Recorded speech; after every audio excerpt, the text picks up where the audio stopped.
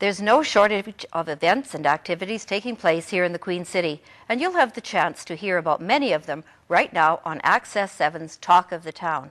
And coming up, we're going to have the Chartwell Seniors Housing, and it's holding a very important book launch called Honor for Remembrance Day.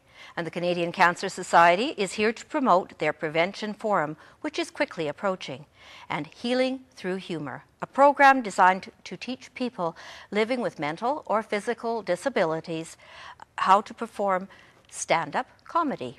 And the Regina and District Association for Community Living is holding a celebration with the Best Buddies Canada program, and you'll hear more details. Hello and welcome to Stephen Pinnock, and Stephen is here. He has been speaking at the Regina and District for Community Living at Mackenzie Art Gallery last night, but also you're the Best Buddies CEO, and we've got an example of Best Buddies here in Regina at Leboldus High School. There may be others, but that's the one where they have the blues. They have a blues band as well. That's right, yeah. So what did you do here, Stephen? Now you're a CEO and you're from Toronto, and they brought you here. They flew you in especially to talk to people about what? Well, Community Living Regina asked me about a year ago. We're in partnership with Community Living. Okay. They support people with intellectual disabilities. And a year ago, I've been asked to come down and to see if I would speak at their celebration of inclusion. And, you know, I jumped on the opportunity because we have actually 6 chapters, 2 universities, and 4 high schools that are involved with Best Buddies. And Best Buddies is a friendship program. What we do is we match kids in the mainstream with kids with an intellectual disability. And what we do is we try to increase the quality of life for the person with the disability. For example, the students may take their buddy to a movie or just hang out in the hallway or do things together as a chapter, maybe have a spaghetti dinner, have a movie night. It's really about inclusion. It's about making somebody feel not as isolated, because as we all know, you know, I guess we take friends for granted. Having a disability, sometimes you don't have friends. Your parent, your siblings are your best friends, and you know, sometimes you can't go through life like that. No. So the person with the disability really benefits, but more importantly, the student as well, because he or she starts to realize that, wow, I thought I had a tough life, but look at my new buddy, look how tough their life is. So. Right. And not only look how tough their life is, but to have an understanding.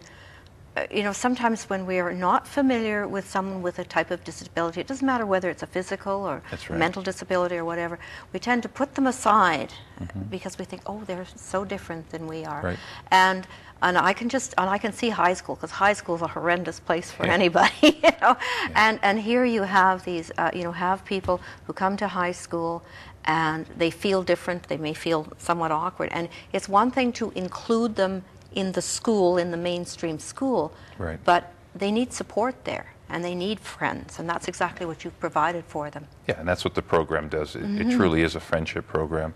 And I guess ultimately, if we can get the kids with, you know, the disability to be walking down the corridors with their friends or their buddies, and the other kids see that and say, hey, that's pretty cool. Right. There is a certain cool factor. We have over 240 chapters right across the country, and we've been expanding in the last 4 or 5 years dramatically. 5 years ago, we had 85 chapters. But I must say, the 4 high schools that we have here in Regina are just fantastic. Right. They are almost like the leaders of some of our chapters that we have from coast to coast. And again, we have the 2 universities also involved. And they're truly making a difference in the lives of people with disability. Every hour that they put in, every special event that they host, more inclusion, more involvement with the community. And I must say as well, the community has done a tremendous job offering free things to our local chapters, you know, supporting them in many ways. The media has been fantastic, picking up good news stories. So Regina has really been truly a leader with Best Buddies across the country.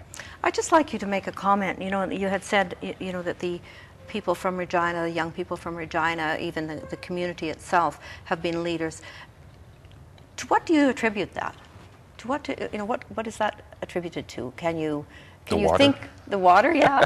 Yeah. No, I think it's probably reflective of the community that Regina is. Now, I must say too, we've been trying to get into some schools, and I'm a little disappointed with some of the schools that we've approached. I'm sure they want to do it. They haven't found the time. But why have some of the schools found the time? Why have some teachers made the sacrifice? Why have some teachers made the commitment, yet others can't?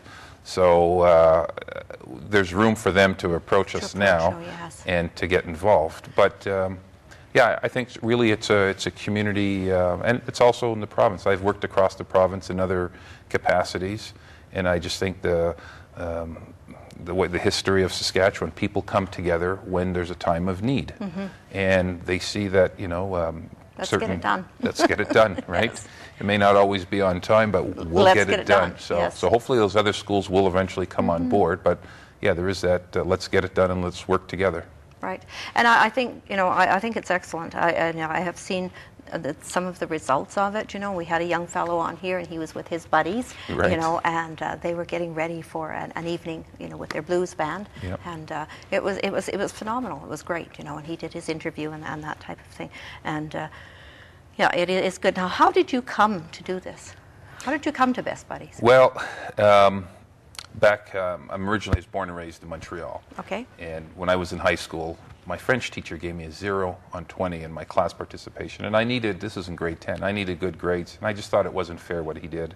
So I said, when I get older, I'm going to do something about trying to keep kids in school. I could have easily dropped out of school and I wouldn't be talking to you today. Right. So when I was in university, I started a tutoring program called I Make a Difference, where we help kids get better grades and continue on. And then I eventually liked doing that very much, and I started to fundraise. So I had a career in fundraising for about 15 years. In fact, I worked out in York and Saskatchewan. I helped them raise some money, and Swift Current and different parts all across the country. But I realized that it's tough to raise money. It's tough for people with disabilities to find jobs, and sometimes the parents, they have it up to their eyeballs. They're stretched, and they need organizations like us. They need advocates like us to go to bat for them. Okay. And that's why I do it. Right. Well, that's fantastic, and I know that everybody enjoyed your speech last night. Could you just give us a real quick capsule of what you spoke about last night at the Mackenzie Art Gallery? I talked about Best Buddies, the importance of people volunteering, the importance of conclusion in everyday life. Right. Well, thank you so much for having been with us today, and I hope you enjoy your time here in Regina. Thank you very much. Because you certainly are doing some great work. And thanks for having me. No problem.